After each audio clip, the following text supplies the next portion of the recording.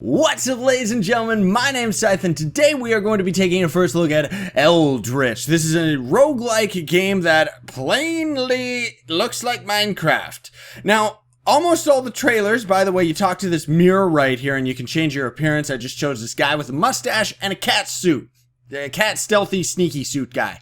All the trailers and everything that I've seen about this game implies that it's a very action fast game, and I got a little bit curious when I noticed that almost all the Steam reviews about it were saying how it's a stealthy game. Now, for the sake of this first look, I do still have my old file initiated right now, but I'm not too far in the game, and I figure that I can use it to kind of explain a couple things that are going on. There's a couple books over there that give you a little bit of tips of how you play the game. These are some of the basic controls, and from what I can tell over here, you need to go into dungeons, gather 3 very strange, ominous soul stones, let's call them, and I guess once you get all 3, you can go in there and fight the final boss or something like that.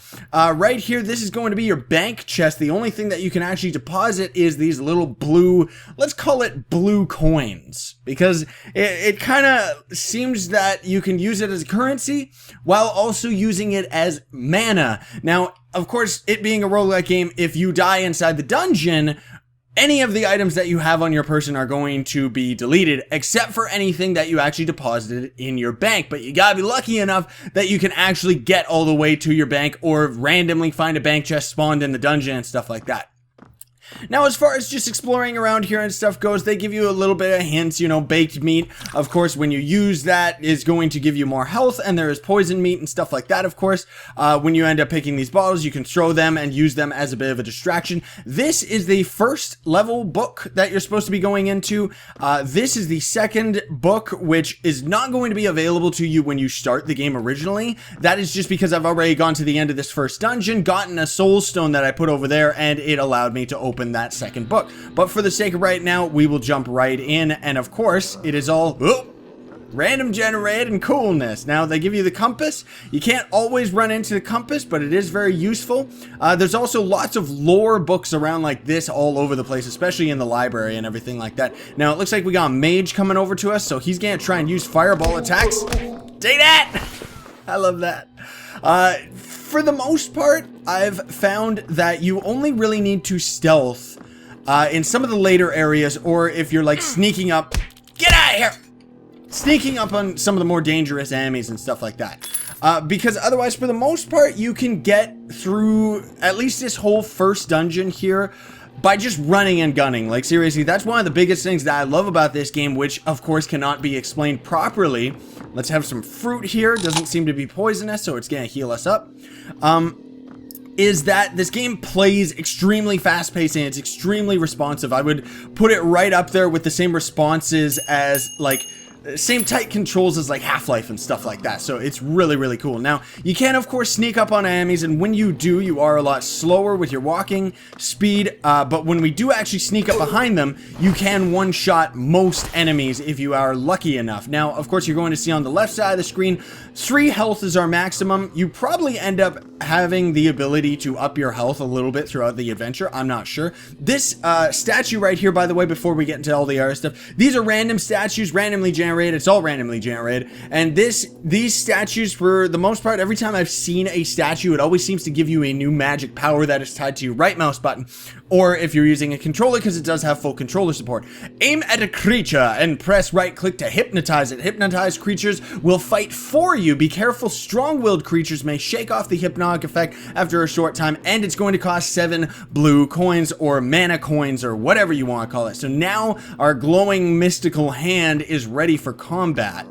I don't want to go and fight that guy over there right now.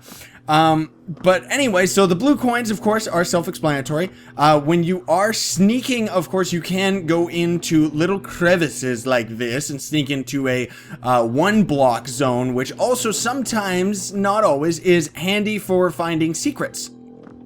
And another thing too that I learned, it's a little bit tricky for the controller setup that I have, but if you're sprinting, which of course causes a lot more noise for enemies and stuff, you can sprint and crouch, and he actually does a slide, which is very, very cool.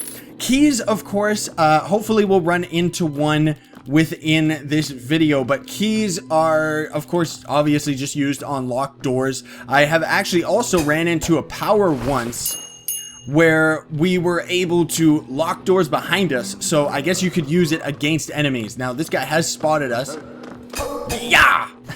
See how fast this game is? I love it. I love the fact that you can just rush right at them. Now, that icon right down there is because we ended up finding the compass. It's actually pointing us straight to the exit, which actually is just descending down a floor. If you ever want to leave the dungeon, the book that was way over there at the beginning, that mystical magic one right there, you can use that to warp yourself back out. However, if you do keep descending down into the floors deeper and deeper and deeper, eventually the last thing that you're going to find is that soul stone that I mentioned.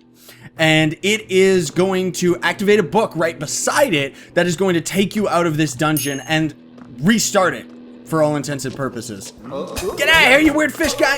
Okay, maybe those aren't the fireball mages that I thought. Now, these fish guys too, this is actually really, really cool. I never read that much of the lore about this game or anything like that. I'm going to show you what the TNT does because that's really cool too.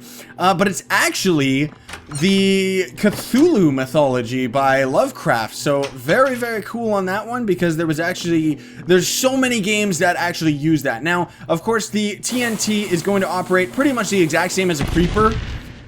Doesn't even have a fancy explosion or anything like that, but it's very useful if you end up coming across it because you can sometimes use it to get yourself into locked rooms and stuff like that, or even just descend the floors if you're trying to skip a rather tough enemy. Now, this seems to be, it's showing a chest icon. Yep, so just as I thought, this is a bank chest. This is what I meant by sometimes you can randomly come across these, and then you can deposit all your money or take it all out, depending on how close you are to actually, you know, getting your butt kicked. Now, it seems like we got some kind of strange, ooh, we got like a big old vault generation here, so this is actually really, really cool, giving us so many artifacts. By the way, if you're holding space while you're at a block that is 3 high, you can actually climb it.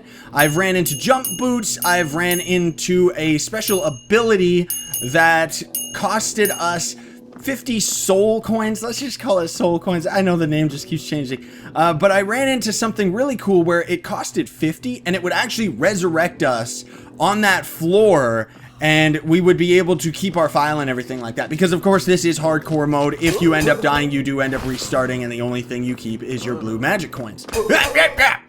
The enemies, of course, do seem to reappear, which is not a problem because durability is not a problem in this game either. A rock is pretty much the exact same as the bottle, except it doesn't break, so you can use that to lure enemies. Personally, myself, as you can kind of see, I play very, very aggressive, so it's cool that they actually let you do that. Now, as far as the bullets are concerned, on the left side of the screen, anytime that you pick up a magnum on the ground or any other type of weapon, like for example, we already have a knife. If we pick up this knife, it's going to delete it because you can only carry 2 items at the same time. In the bottom right corner of the screen, you can actually see we have a knife and a gun as our 2 items that we're carrying. You can swap between them very easily.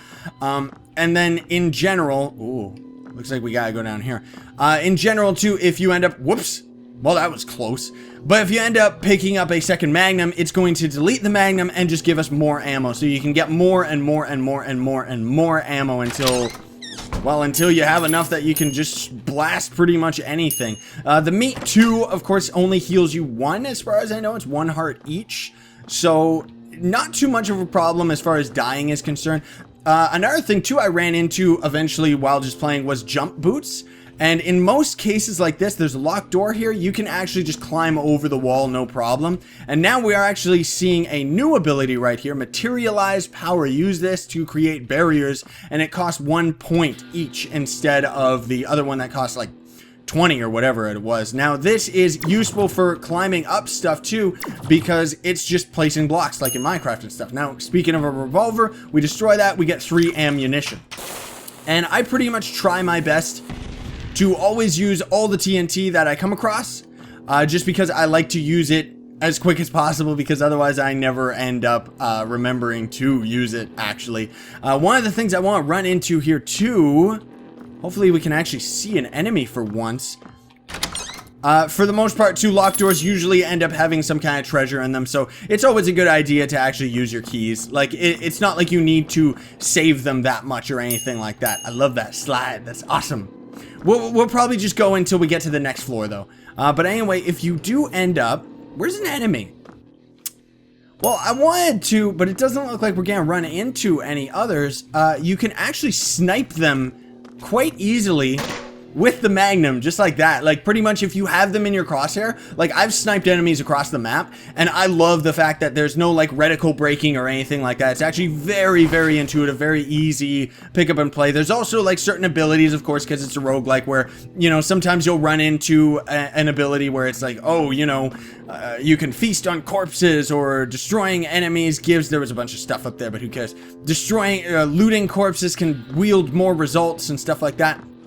I would like to... Snipe skills! I would like to if we could run into it, but it doesn't look like we're going to end up getting one for generation, and I'm not really going to sit here waiting for one. But you can... Oh, unless that's some of them on the map right now. Maybe we got lucky with this compass already. But you can actually run into a shopkeeper too, and he's really cool because he pretty much operates the same as, like, classic, really old Game Boy Zelda. Actually, here's a shop right here, so let's actually use our key to get in here. Perfect. Close the door behind us. Now, the shopkeeper is also, he also takes your currency. So this is another reason why it's always good to kind of deposit your currency and stuff like that. And I guess why it's supposed to be a good thing that you can keep it on your person and stuff like that, because you can actually go and buy some keys and stuff like that. It's gonna cost 5 per. Keys are really, there's not really that much point, but they have lucky charms like this. With this equipped, you will find more loot on enemy corpses. If you press escape, you can actually see right here, we have the compass for our gear. You can have a box for gear and boots, and that's pretty much all that you can have. And then of course there's the 3 souls that you can have as well. So this is going to be one of the box gears that we can get, and this is the one that I was talking about where it lets you actually revive yourself upon death for an additional cost, and usually that costs 50 souls. Maybe it's random generated on that too, I don't know. Then you get things like this with stealth boots, where it's actually going to make us quieter when we're fighting the enemies. Now, of course, when we do steal from this guy, he is going to run at us like crazy, and pretty much the same as Zelda, he is too powerful. Run! He's too powerful, so you can never face him. I don't know if you end up getting, like, gear, woo, later at the end of the game or something like that, that's going to end up making it a lot easier to steal from him, or maybe even kill him. But as you saw right there, we actually got both of the boots and the box right here, so we got some crazy, epic, awesome loot from him. Now, one thing I do want to double check just before, whoa, getting some frame rate issues here. Just before we call the episode for this first look, because we've already gone long enough, that's pretty much what the game has to offer. You just keep going deeper and so on and so forth. There are also different themed dungeons. I've ran into one that's winter, there's one that's like lava themed and stuff like that. There's also even a weird Halloween one that has weird giant blob monsters that are following you to the ends of the earth. There's also a very scary asylum area that ends up having like very strange alien creatures that pretty much are invincible. Like, even when you kill them, they just fall over and then they kind of come back after a short time. Now, I just want to double check. Does the shopkeeper come after us again, or did he get us, like, did he allow us to get away scot-free? Yeah, okay, so it seems like because he's turned away, we can actually get away with stealing all the stuff from him. I think the reason that he actually didn't turn around is we got very lucky with the fact that we have the stealth boots, because I'm pretty sure if he spots us, he is just going to come straight at us again, isn't he? Oh. Yep. Okay. Okay, so he just stays angry at you until the end of time. But it's very, very helpful if you end up having the stealth boots. But anyway, that's gonna be it for this first look, ladies and gentlemen. I hope that you found this video helpful. Of course, the game is $15, which is a bit steep, at least on Steam, for the game itself, considering that you can get a lot of other games that have a lot more content for like 10 bucks. But if you're into this type of game, you can always play fast like me. But also I did that for the video sake purposes too, because the other thing you can do very easily is sneaking around around the game and stuff like that. And of course, as you get to the harder dungeons, you're going to end up fighting harder enemies. There are, of course, better pieces of loot. Like one of the things I ran into was a crossbow that ended up shooting a rope that you could climb up and stuff like that. So very, very cool if you end up getting a lot further in the game. Although I don't know if I'm going to play any further than this. So thank you all so much for watching. Don't forget to smack that like button, share, favorite, and subscribe to join Team Pixel Sign, and stay epic, everybody. Believe in yourself.